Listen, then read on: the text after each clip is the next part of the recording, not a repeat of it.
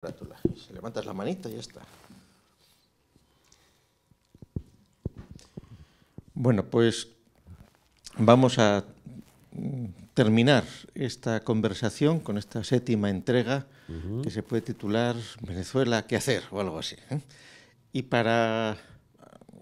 como un inicio, para acercarnos al asunto, podríamos recordar una entrevista que te hizo Jaime Bailey en su programa en Miami, justo 4 días después de la muerte de Óscar Pérez, de aquella acción que hubo, que aquello fue el 15 de enero. Entonces, el 19 de enero, Bailey te entrevistó, en una entrevista muy interesante, donde descubre que tú podrías ser presidente de Venezuela. Y dice, pues yo voy a hacer campaña por ti, no por Capriles, no por tal, sino por ti, tal.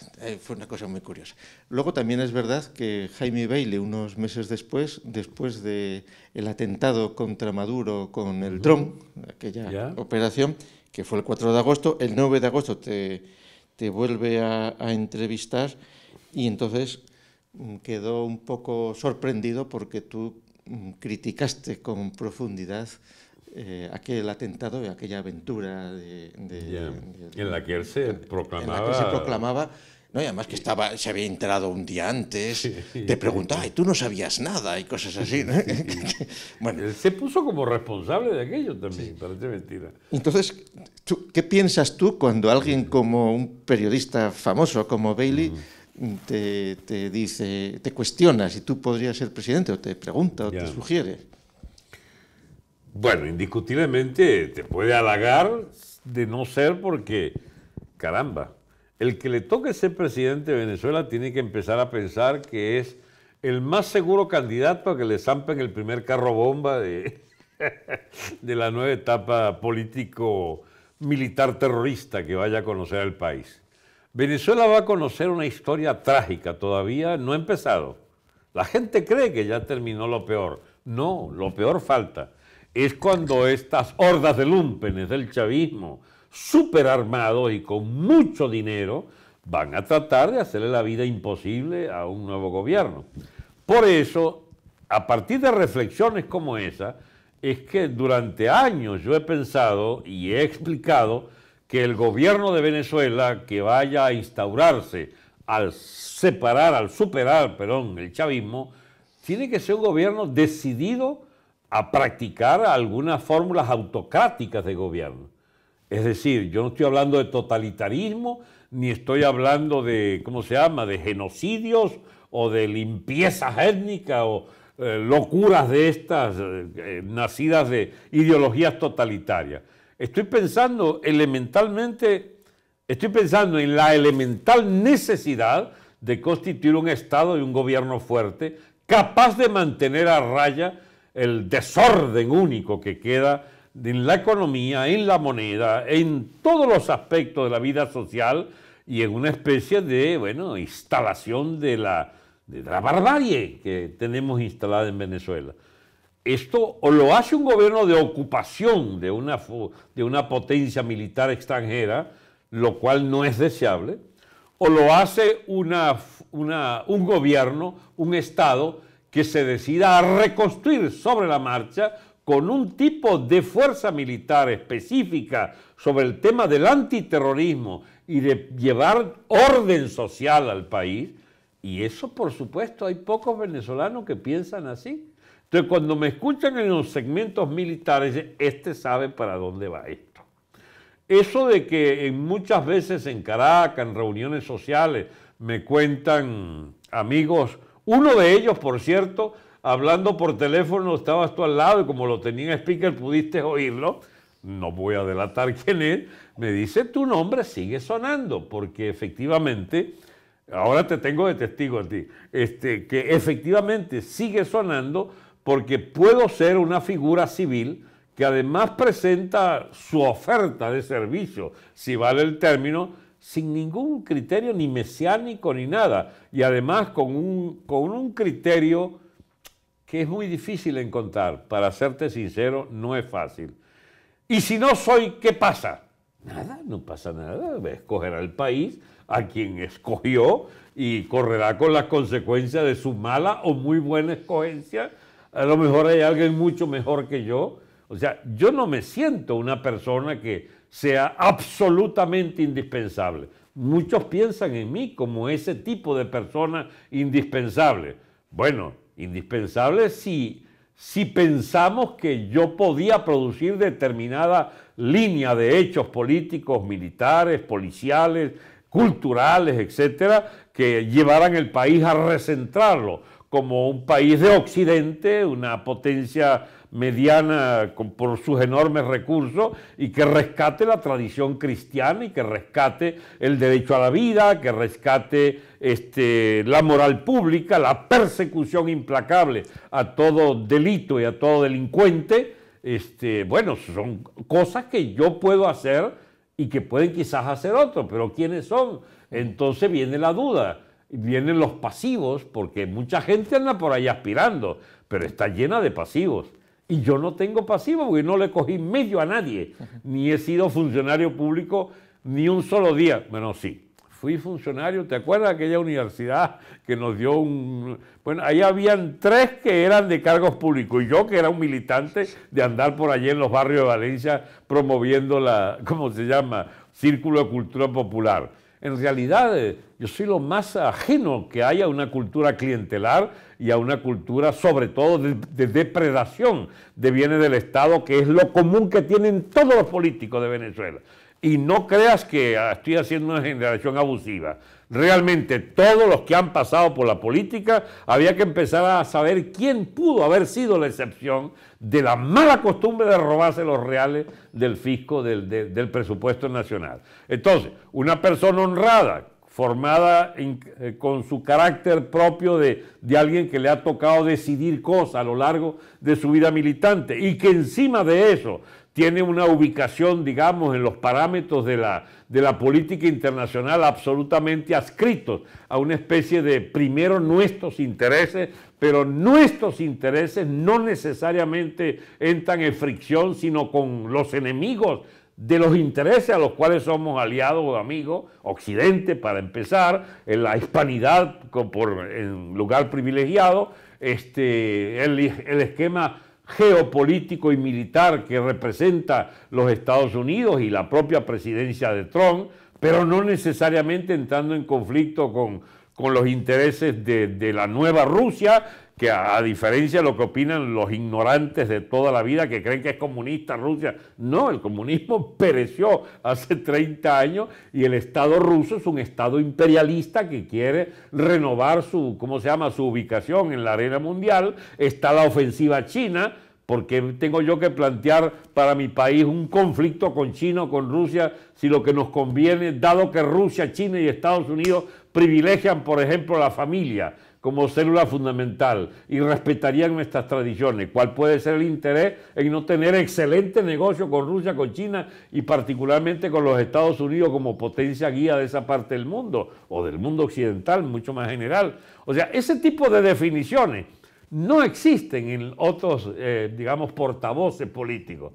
Nosotros estamos invadidos por la ideología de género, dicho sea de paso, por el multilateralismo, por el diálogo de civilizaciones, por el imbécil de Zapatero que fue allá más o menos a privilegiar determinados liderazgos de conchupancia con el chavismo. El propio chavismo es una versión degenerada de este bendito diálogo de civilizaciones que tuvo en mala hora su cuna o su portavoz en el zapaterismo. Es decir, escúchame, en el propio Obama, en Carter, o sea, nosotros hemos sido víctimas estos últimos 20 años de la ideología de género, del relativismo cultural, de que, bueno, lo islamista también es bueno, y entonces nos han metido a Hezbollah, casi como nos metieron también la FARC y el ELN colombianos en nuestra vida cotidiana. Es decir, nosotros somos víctimas de todos los factores disolventes del planeta y tenemos que recentrar el país sobre una óptica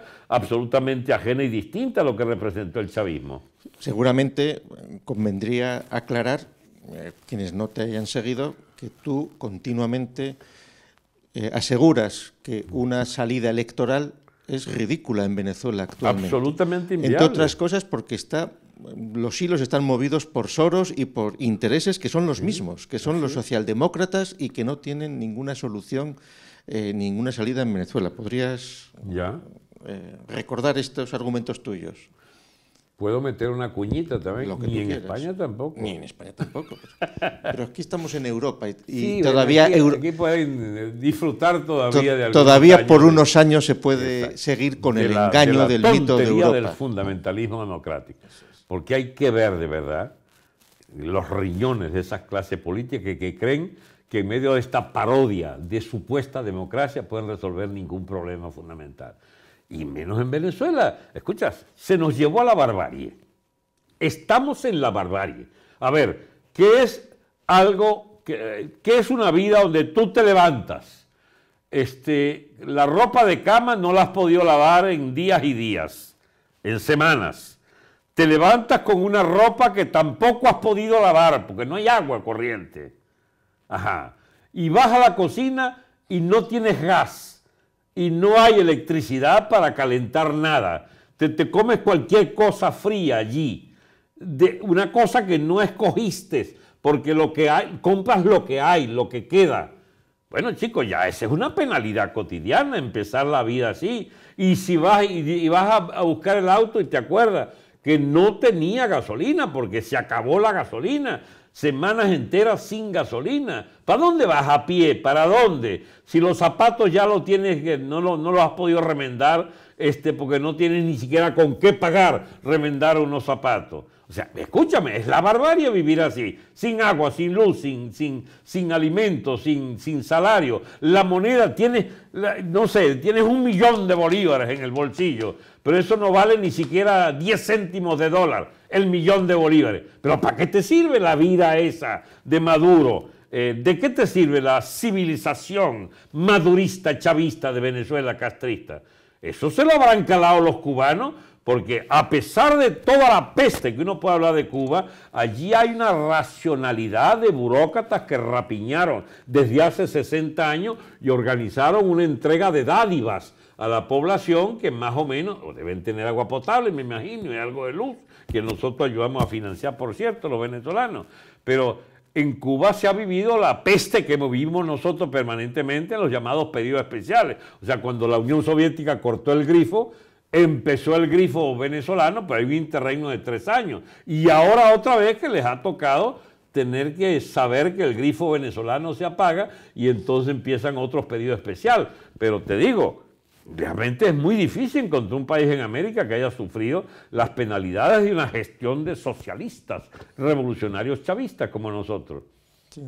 Ahora, efectivamente, ¿quién puede todavía creer, racionalmente puede concebir que si hacemos unas elecciones salimos de esto?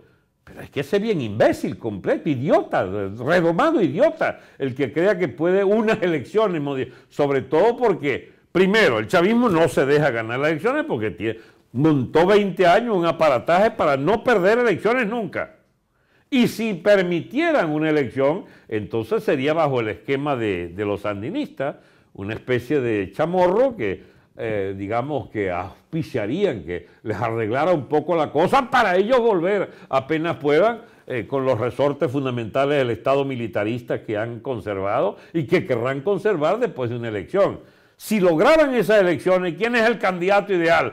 El inefable Capriles, otra vez que aspira volver a ser trompo servidor. Es una clase de imbécil muy raro de conseguir en cualquier otra nación. Un tipo que tiene 20 años capitulando y 20 años creyendo que él está elegido o parido por no sé qué circunstancias de la historia para volver a dirigir el país a nuevos fracasos. De la mano de Maduro, como fue de la mano de Chávez antes. Ya lleva 2 candidaturas fracasadas entregadas porque se chorrea, gana y se chorrea y se va para la casa. ¿Qué dirigente es ese? Ahora la gente dice, usted es muy duro con Capriles, pero como uno le hace duro con el que hunde mi país, chico. Y el otro aspirante entonces Leopoldo.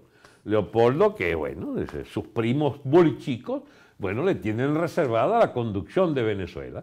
Perdónenme, pero yo no creo en que estos cifrinos caraqueños hayan entendido la gravedad de lo que nos han impuesto como régimen político realmente basura, que es lo que nos han hecho soportar como dirigentes de la nueva generación esta, que no son sino los herederos de la vieja clase política de la Cuarta. Estos son los pimpollos, los pichones de la Cuarta República, de los mismos partidos que se permitieron reconstruirse con estos liderazgos y donde la honrosa excepción de todo ello es María Corina, pero que María Corina, con todo lo loable que es su tarea de oponerse sistemáticamente y de decir verdades amargas al régimen, María Corina tiene una ilusión, que es una elección presidencial también.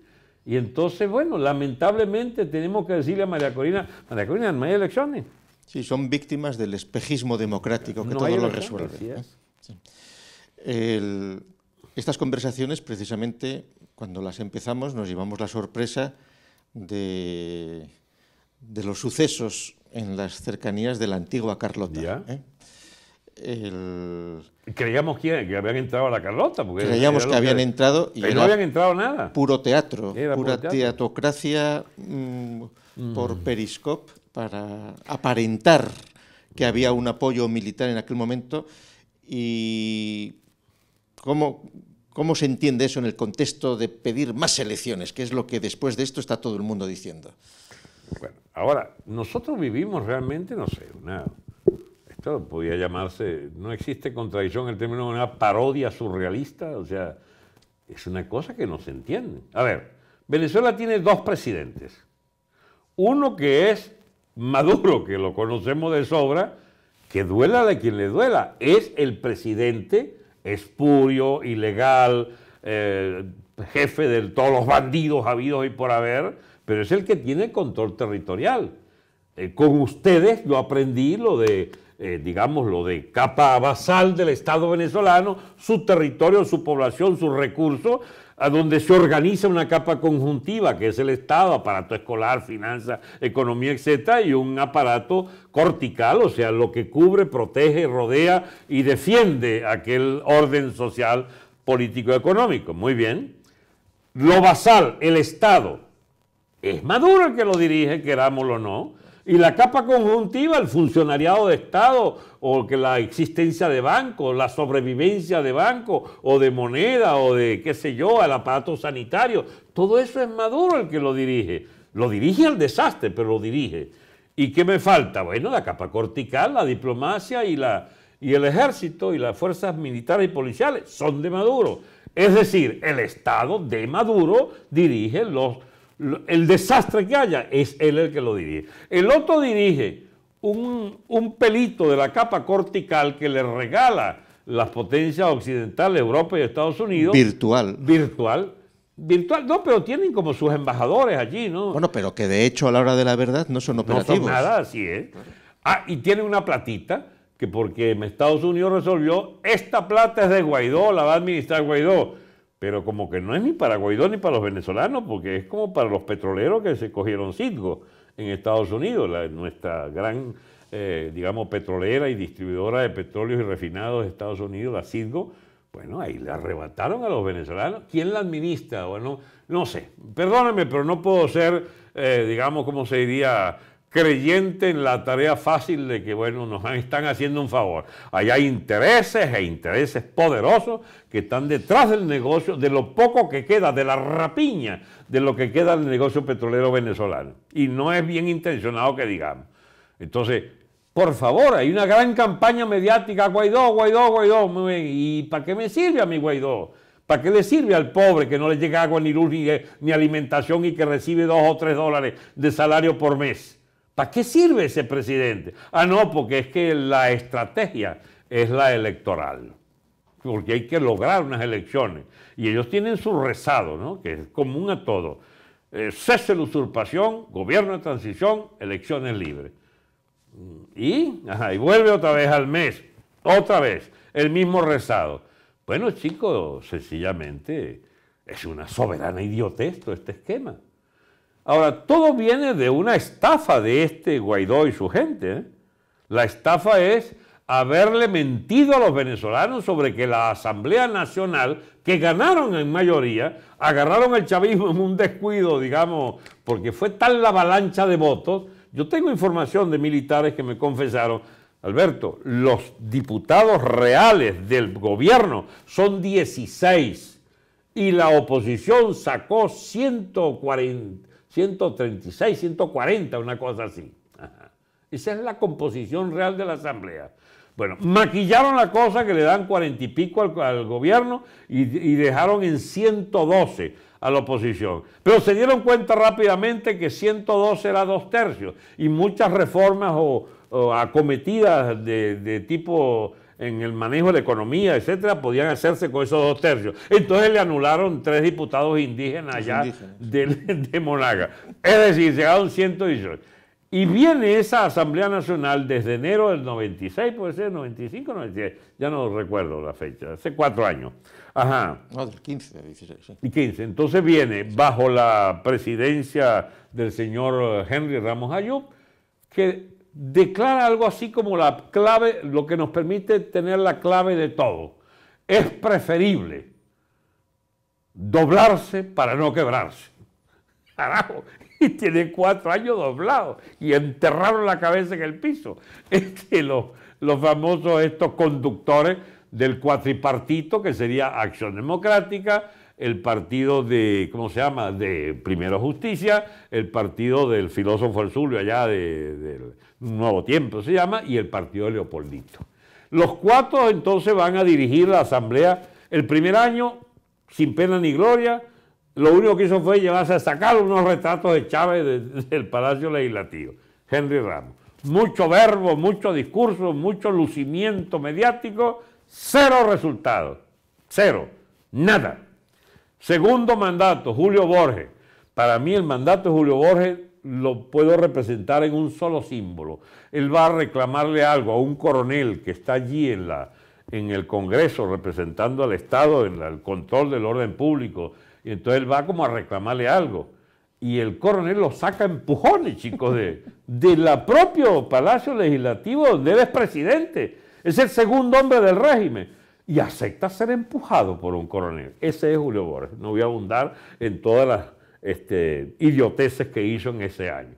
Tercero, un gris ciudadano allí, Barbosa, miembro entonces del partido del más sinvergüenza de todos ellos, que es el tal filósofo El Zulia, que vendió su candidatura presidencial el año 2007 y se hizo riquísimo. Vivió en el exilio, después volvió para una cárcel dorada que le fabricaron para él y ahora está en su casa y de gran factotum de la oposición. ¿Y el cuarto año quién es? Problema, Leopoldito está preso, no es diputado. El otro, ¿cómo se llama? Vecchio está exilado en Washington. El otro, no sé dónde, perseguido. El otro. Entonces, el sexto, séptimo notorio es un líder estudiantil, el señor Guaidó. Entonces ponen a Guaidó. Ponen a Guaidó, que alguien lo definió, un amigo mío, el títere del títere. O sea, porque él está allí para recibir las órdenes de Leopoldo desde la casa. Y bueno, el muchacho ¿qué hace? Empieza a prometer cosas. Empieza a prometer que...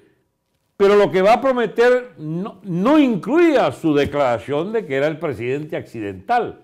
Y lo convencen, no hacía Acción Democrática y todo, que decían no hagas eso porque nos genera una dinámica de confrontación. Y él acepta la sugerencia, dicen que norteamericana, de entonces declarar que él es el presidente interino. Acepta decir públicamente eso, para sorpresa del círculo del resto de la asamblea, y empieza la gestión de Guaidó, que quiere entonces que el mundo entero esté pendiente de nuestro problema. Lo logra. Él nombra a sus embajadores y se les acepta, la propia Unión Europea le acepta embajadores, Estados Unidos, Canadá, algunos países de América Latina, pero otros más zorros que ya están fuera en el exilio, como el tal Borges, se confiesa entonces el armador de los países del Grupo de Lima.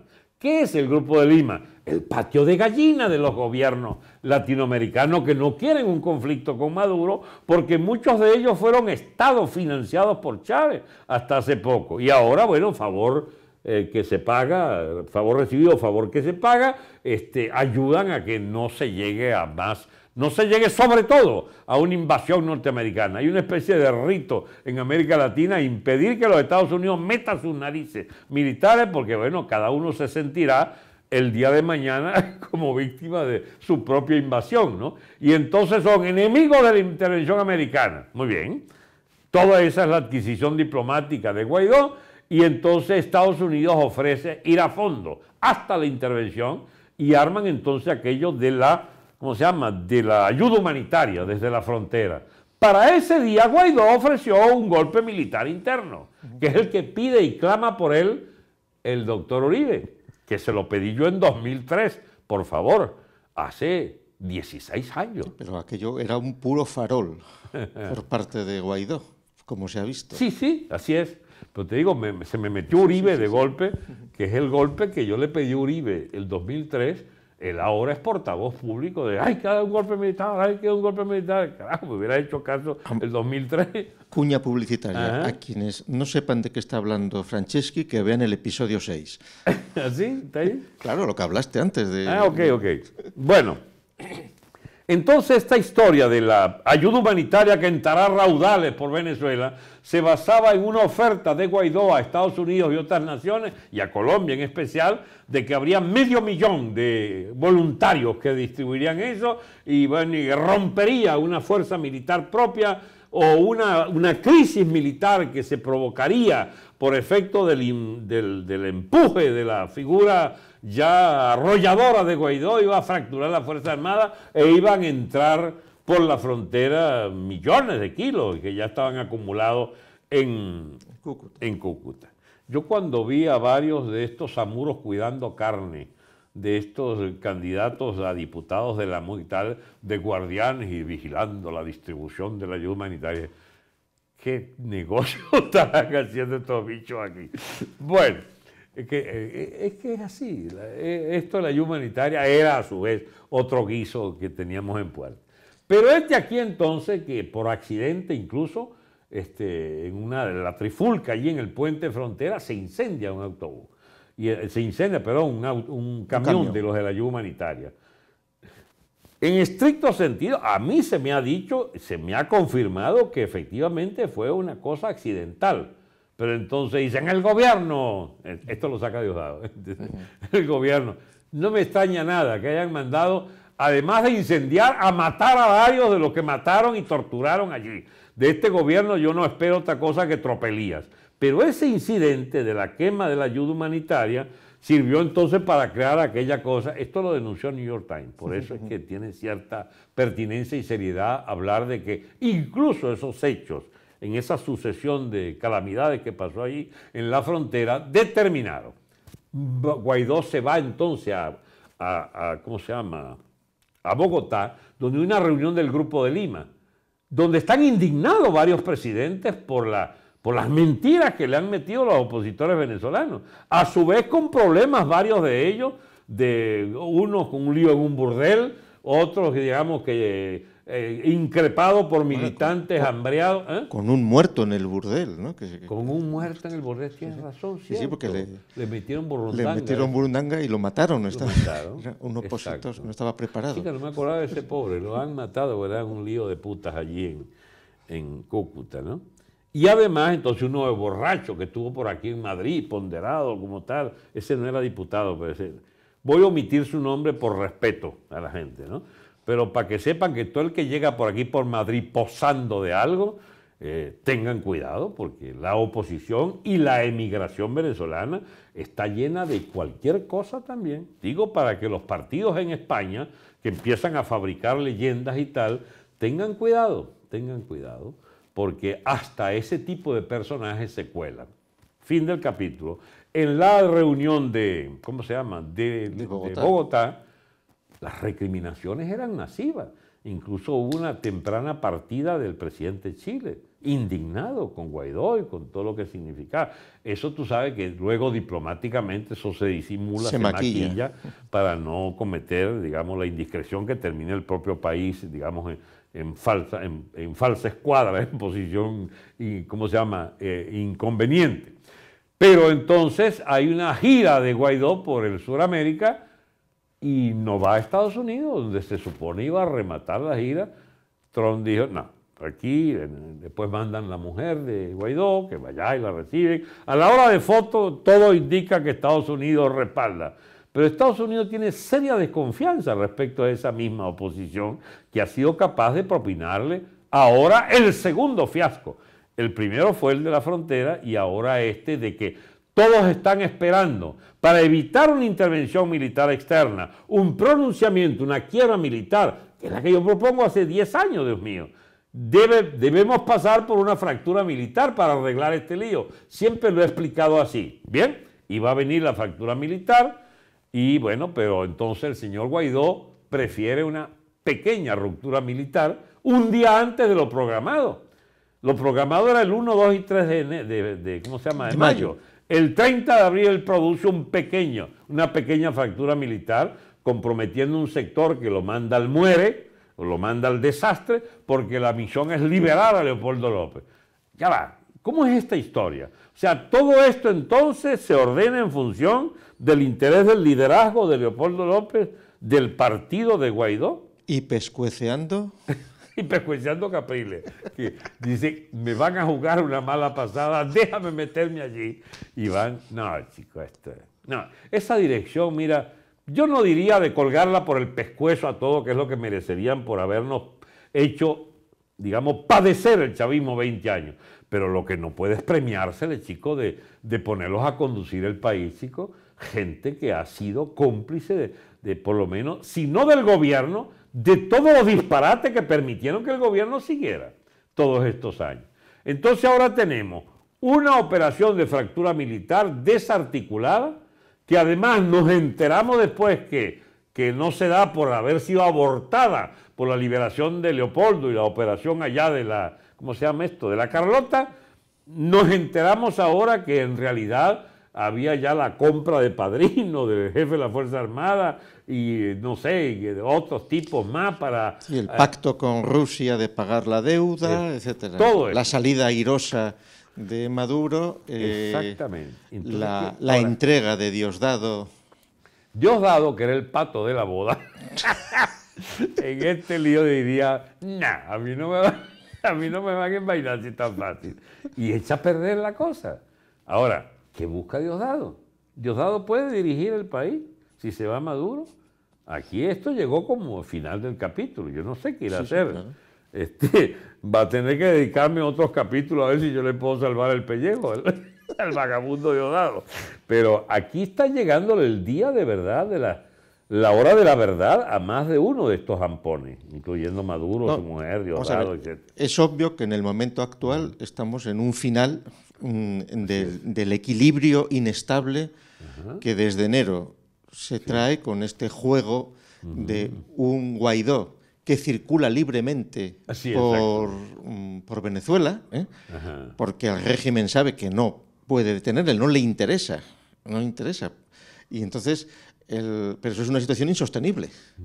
Y además seguramente sin planes de futuro. Sí hay un plan.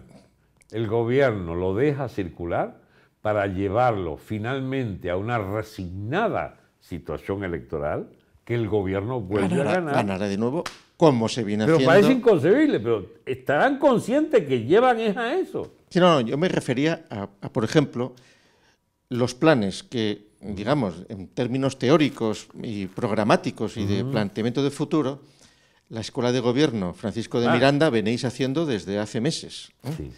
Y todo el equipo que tú tienes organizado. Es decir, la Escuela de Gobierno Francisco de Miranda se ha planteado qué habría que hacer para poder sacar a Venezuela del marasmo. Desde el punto de vista de todo, de la policía, del ejército, de la logística, de los recursos, de la alimentación, etcétera, etcétera, etcétera.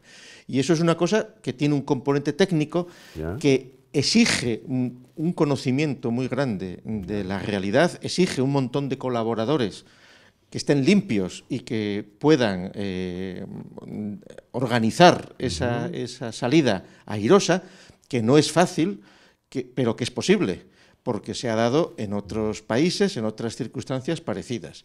Y entonces, claro, quienes están solo pensando en que el futuro son las siguientes elecciones para ver si puedo seguir medrando o puede haber el negocio de los meros fenómenos electorales y recaudar lo que se pueda, etcétera, etcétera, por ahí no hay salida posible. Ya. Tampoco la hay con unos supuestos equipos de la MUD instalados en Washington, viendo a ver con quién guisan, viendo a ver qué negocio hacen. Ya tienen fama en Washington de ser guisadores, de ser gente que está interesado en los emolumentos futuros de comisiones, etcétera, por contrato, están negociando la deuda, están privilegiando el pago del bono 2020 y el bono no sé cuál de deuda externa, que tenemos todas las deudas del mundo, en posesión de bolichicos y bancos norteamericanos, etcétera, y hay lobbies poderosos para negociar esos papeles de deuda, y en lugar de pensar cómo llevar, chicos, medicinas para evitar diarrea que no se muera de los la niños, gente. ¿Cómo lograr hacer inversiones precautelativas allí en tal o cual, ¿cómo se llama?, negocio de la deuda venezolana? Hay que tener riñones, chicos. Esta gente de la MUD, yo empiezo a creer que no sé si son peores que el gobierno. Esto es lo que pone Diosdado. No sé. Es que son personajes realmente siniestros, chicos, siniestros. Ahora, frente a eso, efectivamente, mira, yo estoy en el deber moral de sostener, Gustavo, sobran venezolanos de bien y gente capaz que podemos hacer un gobierno. Yo no me voy a hacer propaganda de que debe ser un gobierno que yo presida. Está bien, cualquiera, yo lo apoyo, el que sea, pero que sea de gente honorable, chico, que podamos confiar en que estamos en buenas manos en la economía. La economía venezolana va, querámoslo o no, a un proceso de verdades elementales. Para empezar, la monetaria. Tú tienes que hacer, por primera vez en 60 años, una absoluta libertad cambiaria. O sea, se acabaron las cajas, ¿cómo se llama esto? Los cambios diferenciales, se acabó la manipulación. Chicos, yo no sé si acabar hasta con el propio Banco Central, fuente de todas esas, ¿cómo se llama?, liquidez artificial de emisión monetaria absolutamente artificiosa y fatalmente falsa, toda en su relación con el producto real de lo que es el trabajo y lo que es la realidad, el precio, ¿cómo se llama?, el valor real de nuestra minería. Sí, tenemos las principales reservas petroleras del mundo, a buena hora, cuando ya Estados Unidos se permite tener 12 millones de barriles de producción. La única manera que nosotros pudiéramos hacer rentable nuestro petróleo futuro es venderlo a un precio muy inferior al de Norteamérica. Bueno, esa es una de las razones por las que no nos querrán de vuelta en el negocio petrolero, una vez que PDVSA la ha liquidado el Maduro, la llevó de 4 millones de barriles a 400.000. Eso es lo que produce PDVSA actualmente. Entonces, pero que la preocupación de esta élite política de la MUD sea los negocios que están atando con la deuda y de cómo pagar la deuda, ya nos llevó a muchos otros venezolanos la convicción de que debe cesar esta estafa nacional y pasar entonces como primera medida a una verdadera política de libertad cambiaria. Eso equivale a una dolarización. Ahora, yo no sé si será lícito pensar en cosas como esta, de que, bueno, que circulen las monedas que quieran los venezolanos ver en sus bolsillos, el euro, el dólar, el yen chino, ¿cómo se llama? El yen, no, el yen japonés, la rupia china esa, no, la rupia es india, Dios mío, qué lío tengo, el renminbi. Ajá. Entonces, el peso colombiano, que es una moneda estable también, aunque se devalúa un poco, es decir, esa libertad cambiaria, esa libertad de tenencia de divisas, es la que nos debe dar, no sé, una cesta de valor para un signo monetario que no sé si vale la pena. O sea, reflexiones como esa hay que hacerse en un país cuando desaparece. Por supuesto, tengo que tener nostalgia del Real de A8 español, que nos ligaba a la economía mundial desde Canadá hasta Tierra del Fuego incluida, y a Filipinas incluida, de que era de una moneda sólida, que se acuñaba, por cierto, en Potosí, en Bolivia, y era una cosa impresionantemente sólida. Y en Guanajuato. Y en Guanajuato, México, la otra seca, no estaba allí en Nueva España. Pero entonces, ¿Qué es lo central de esta discusión? Que con lo de la moneda te quiero resumir, lo que hay que hacer tiene que ser de un nivel de radicalidad muy grande, porque tenemos que privatizar el petróleo. Eso es una ficción, mejor dicho, una ficción no, un disparate, pretender que un país de hambriados, sedientos y, digamos, y marchantes, porque no podemos poner a rodar ni siquiera los vehículos, se nos condene con un préstamo gigante para revalorizar PDVSA. O sea, ¿qué es eso? ¿Por qué nosotros tenemos que pagar la reconstrucción de una PDVSA esquilmada por la clase política y la clase de los guisadores, de los bolichicos, esos que viven en Madrid, comprando castillos en España y ¿cómo se llama?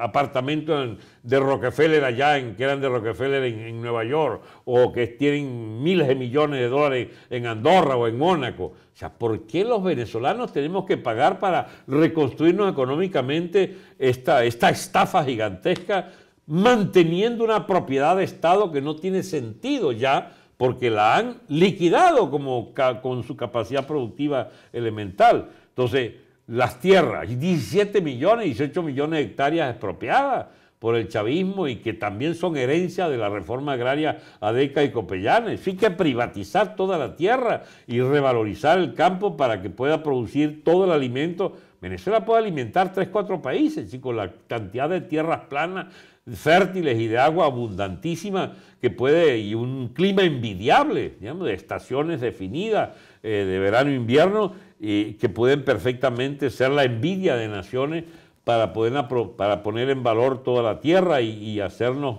grandes productores lecheros, agropecuarios en general, pues, y de productores de verde, de toda clase de verduras, etcétera, tubérculos. Entonces, alimentar nuestra población, por supuesto que podemos, pero tiene que hacerse una reforma agrícola profunda, tiene que irse a un rediseño de la economía general, donde se aborrezca, se proscriba, se liquide toda la política de control de precios y salarios, que es la maldita herencia del estatismo de 60 años en la economía. No podemos seguir con eso. Eso nos trajo al chavismo como lo más, digamos, redondeado de las políticas del populismo socialdemócrata de 60 años.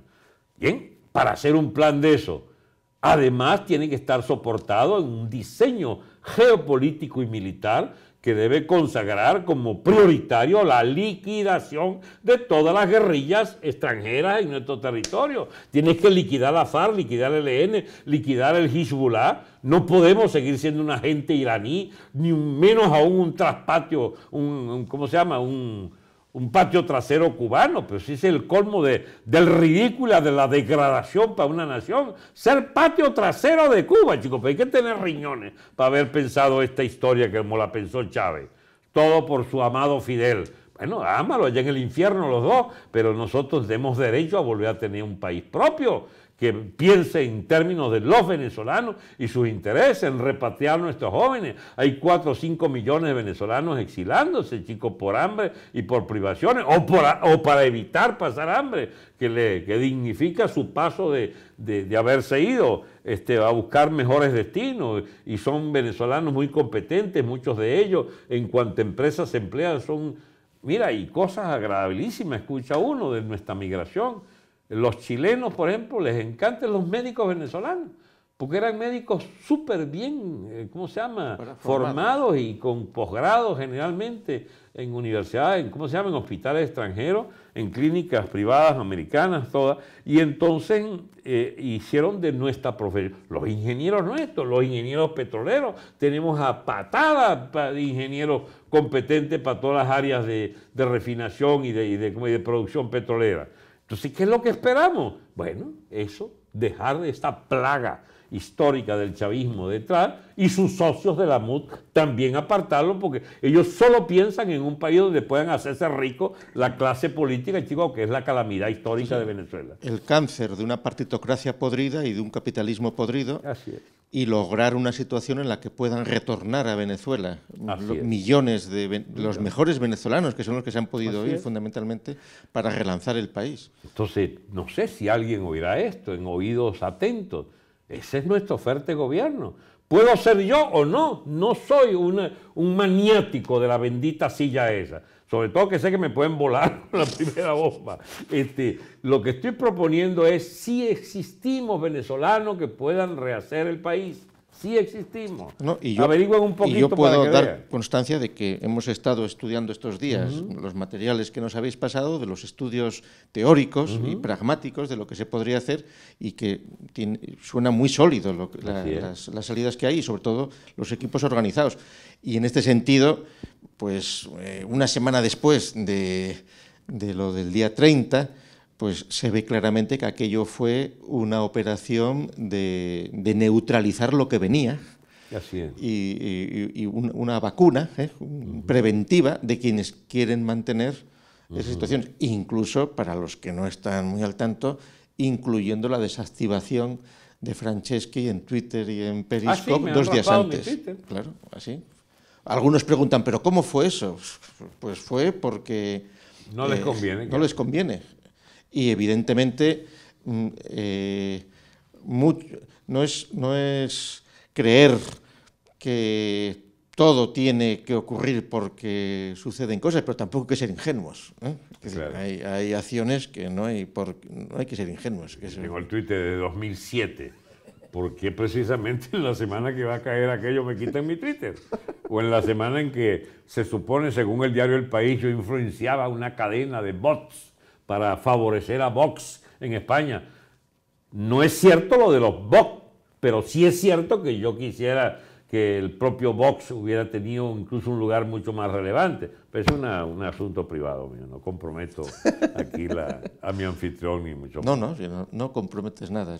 Es decir, que estamos en la comunidad del proyecto más sólido de la comunidad hispánica de naciones, de la hispanidad y de los vínculos que necesariamente tiene que haber entre los que hablamos español, a pesar de que muchos imbéciles pues quieran destruirlo o no se den cuenta en su ceguera de lo que tienen delante. Mira, yo creo que podríamos ir hacia un cierre, digamos, de alta densidad para mí, que es este tema precisamente que tú acabas de tocar. La Fundación Gustavo Bueno, para los que no lo sepan, es la herencia viviente pues, de Gustavo Bueno Martínez. Gustavo Bueno Martínez, tu padre, ha fundado nada más y nada menos que un sistema filosófico, el materialismo filosófico, que de lejos va a resistir la prueba de siglos. Y decir eso de un sistema de ideas, mi amigo, es algo serio. Eso significa que estamos en deuda con los pilares de ese sistema de ideas para nutrir, por ejemplo, en historia, de una visión histórica completa, compleja, abarcante de toda nuestra realidad latinoamericana de 2 siglos. Fíjate el término, latinoamericana. Ya esa es la herencia, la proyección de la bendita Ilustración francesa y los intereses de la diplomacia francesa. No es latina, es Hispanoamérica, que por cierto agrega a los lusoparlantes, que fueron alguna vez de España también, los portugueses. No les gusta mucho esto, pero es Hispanoamérica. Hispanoamérica merece que sea reanalizada todo el proceso histórico nuestro. Yo, por ejemplo, y qué lástima que me agarró viejo, como digo yo, la reelaboración de no es la reelaboración, repensar nuestra historia para poner en sus justos términos los procesos que nos trajeron hasta aquí. Es que no estamos aquí por casualidad, Dios mío. Nosotros venimos dando tumbo desde el 810-12, ¿entiendes? Desde que a ustedes los pusieron a dar tumbos también la invasión napoleónica. Y a pesar de la PEPA, de la constituyente de Cádiz del año 12, bueno, allí hay unos pasivos enormes en el conocimiento de la verdadera génesis de nuestra república, que mira, uno consigue, voy a volverlo a citar para que parece que se sintió orgulloso que lo nombrara, el amigo Patricio Lons de Argentina, que descubre o puede argumentar y sostener que la mayoría de la Junta Patriótica Argentina eran de espías ingleses.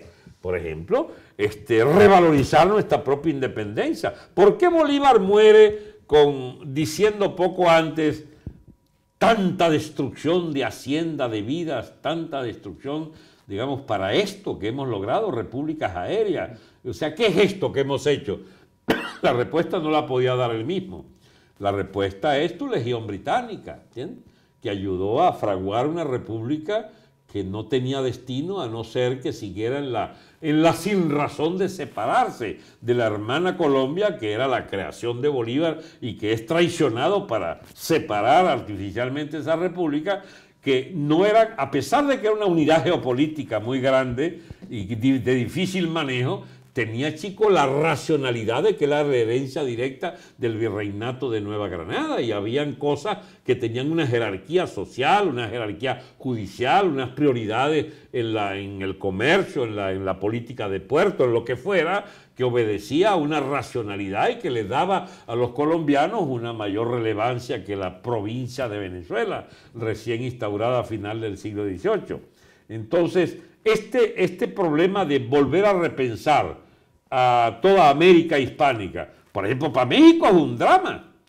La Nueva España, nuestra Nueva España, a la que le están haciendo un muro ahorita a Trump, que quiere parar la presión demográfica de la eterna Nueva España era al lado ¿cómo se llama?, de la Luisiana, un tercio de Estados Unidos, aliado del otro tercio que era mexicano, pero eran tierras españolas. Yo nunca entendí por fin cómo que vendió Napoleón o compraron a Napoleón lo que era un tercio de Estados Unidos, era la Luisiana.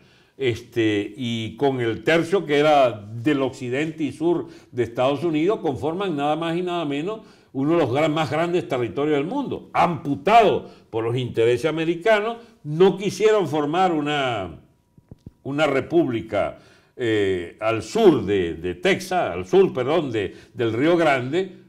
Hay teóricos que dijeron, no nos conviene una república mestiza, mucho indio allí, ¿entiendes? Ellos que habían liquidado, chicos, en este imperialismo temprano, imperialismo depredador, había cepillado todas las etnias, digamos, primitivas de Estados Unidos, que ahora aprendemos, después de viejos nos ha tocado aprender, que hablaban español y que eran bautizados.